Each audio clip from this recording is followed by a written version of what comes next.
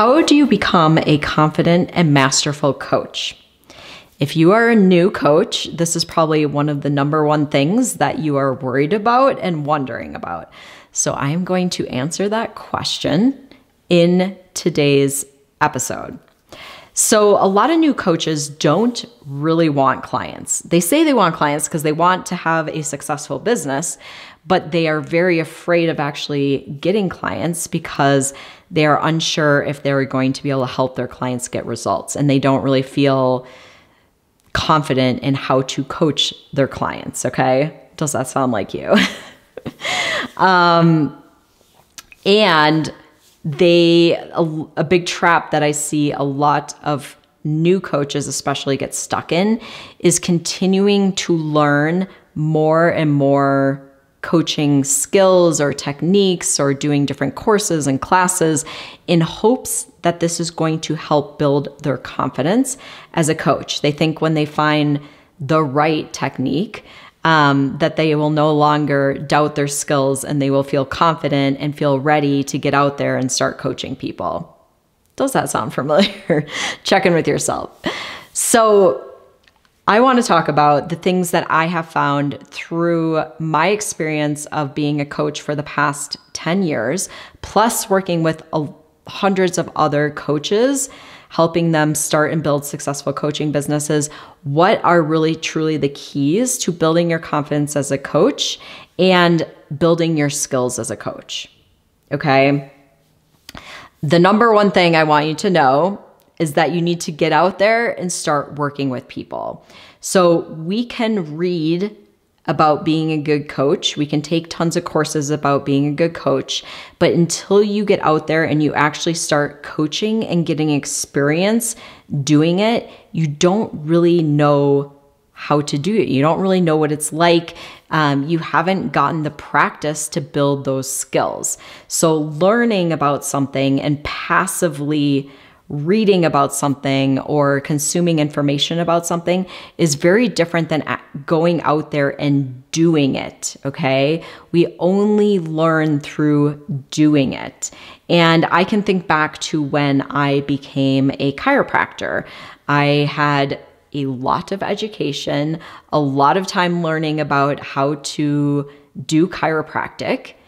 And then they're like, go out there and start working with patients in a student clinic first. But I was like, what? Like, I'm not ready. I don't know what I'm doing. And I felt really scared. And the only way that I built up my skills and my confidence of doing chiropractic was by getting out there and working with patients. So anytime you're new at something, you don't have the competence, you haven't created the skills because you don't have the experience to feel totally confident in it yet. So the only way to build your confidence is by going out there and doing it. And I highly recommend starting working with people one-to-one and helping people personally through transformation, because this is how you are going to best build up your skills. And this is why we want to work with people one-to-one first before we would look at doing any other sort of offer, because we will learn the most by personally walking someone through that experience, seeing what's working, what's not working, and really being able to build our coaching skills through that process. Okay. So I want you to think about this too. Like if it comes to think about riding a bike or something too. Like you could read about riding a bike all day long. You could read about how you balance. You could watch a bunch of videos and watch a bunch of other people do it. But until you actually do it, you have really no idea what it's like, right? Like you just got to do it. And then you're like, oh, I get it. That's how it works. And that's how it works for a lot of coaches. They have a lot of hesitation, a lot of fear around it. And then they go and start doing it. And they're like, oh, it's not that bad. It's not that challenging. It's just like having a conversation with someone, and I'm actually really good at it and I enjoy it. So get out there, start doing it. If you really have a lot of fear around it, start working with some people one-to-one, just get that experience that will build up your competence, which builds up your confidence, which will make it much easier to start charging money for your services because you have that confidence. Okay.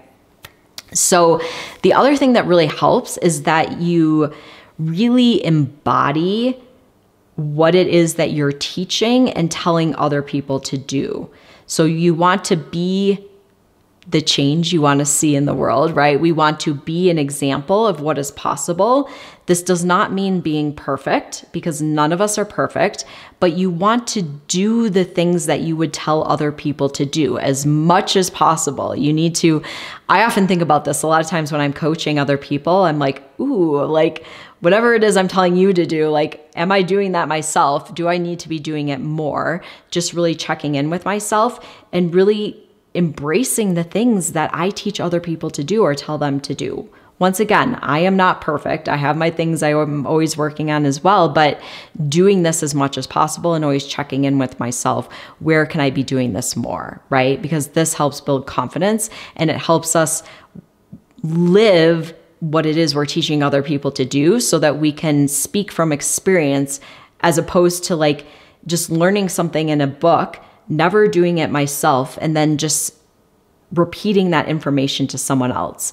That's very different than speaking from my own personal experience, right? So the more you can embody what it is that you want to help other people with, and this is where the most powerful place to teach and coach from is from having embodied something ourselves, having gone through the transformation, having done these different things, and then sharing that and teaching that to other people, right? That's why having that wisdom, that experience is so powerful and is way more powerful than anything that you learn from a book.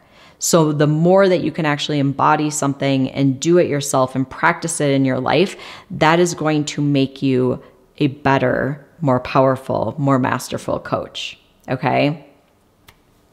The other thing is doing your own coaching technique. All right. Like I've done a bunch of different coaching programs. They all teach like their specific technique.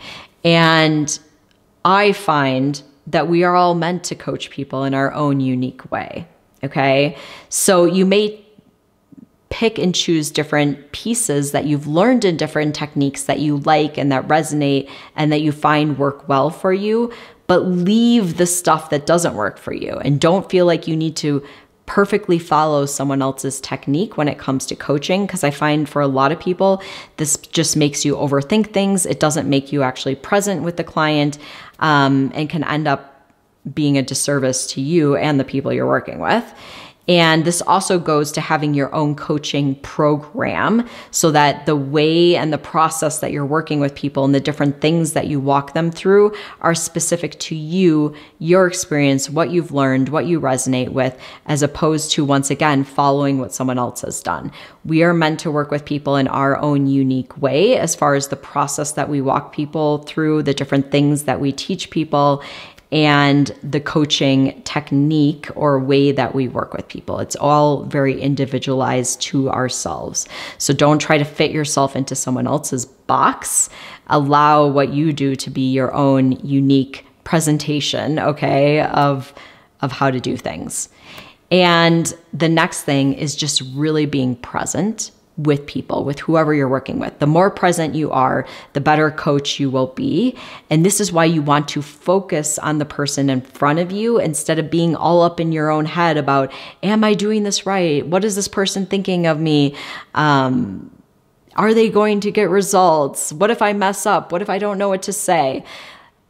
That is going to keep you from being present, and it's making you think about yourself and being focused on you instead of the person in front of you. So give your full attention and presence to the person in front of you, and that alone is a huge key to being a really masterful coach, okay? Because our intuition lives in the present moment, and when you're really listening to someone and present with them, you will be able to speak from that intuitive place, which is where our power lies, okay?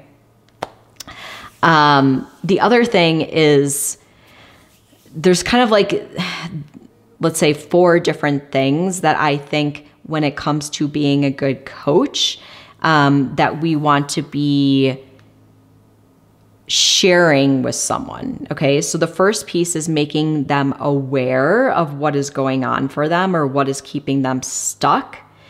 or the situation that's going on so that they can kind of see it outside of their perspective. The second one is it can be very helpful to share examples and stories, whether they're your own or from other clients, if you're trying to help them see something. And the next thing is you want to support your client in making decisions. You don't make the decisions for them, but you can be there and support them through the process and give them some feedback. And then the next piece is really around action. So helping our clients come up with an action plan and take the actions that are going to help them move towards whatever goal it is that you are supporting them with, okay? So awareness, examples and stories, support in making decisions, and action plan, because that's how we get results, okay? Those are kind of like the big things that I find, and I always think like if I'm helping someone or coaching someone, these are the things I'm helping them with, or kind of like the process. Not being afraid of giving someone some tough love or calling them out on the things that are keeping them stuck. Our clients are hiring us to help them reach a goal. Our job is help my client reach this goal. That means not just agreeing with them, being their best friend, being like, go, you're doing great, whatever. Like, we want to call them out on the things that are keeping them stuck too, or make them aware of it. And you can do this from a place of love. You can do it very nicely. But if your client is coming to you each week and they're like, oh, I didn't do what we talked about because of blah, blah, blah, blah, blah, you want to show them like, hey, if you keep getting stuck in your excuses and not doing the things that we talk about or the action steps that we decided on together, you're not going to get the results. How can I help you? What is keeping you stuck? Like, get curious about it, help them, give them a little tough love, call them out on the things, do it from a place of love. But this is going to be very helpful and actually help people get results, as opposed to just enabling their excuses, okay, or their habits or patterns that are keeping them stuck. As a coach, it's our job to help them get unstuck. And even if you do point them out and you help and you show them what's, getting them stuck, they may decide that they don't want to take action or they're not ready and whatever. That's fine. At least you've made them aware of it and have shown up and said like, hey, can I help you with this? Or, hey, like, do you recognize that you're not moving forward with this, or you're allowing these excuses to keep you stuck? You want to make them aware, okay? And then the last piece is getting testimonials and feedback from your clients, because this is very helpful in helping you recognize like how big of an impact that your coaching is having. And also asking for feedback if there's anything you could be doing different or that would be more helpful. So I find both of those things incredibly helpful when it comes to reminding me of the results that people get and how powerful the coaching is. And once again, like seeing, is there anything I could be doing differently that would be more helpful to my clients and getting that feedback. So these are the things that I find really leads to building your confidence and your skills as a coach. And I'd love to hear from you. Did you find this helpful? Is there any of these steps that you really find that you need to work on or embrace a bit more to help you build up that confidence and your skills? Let me know in the comments.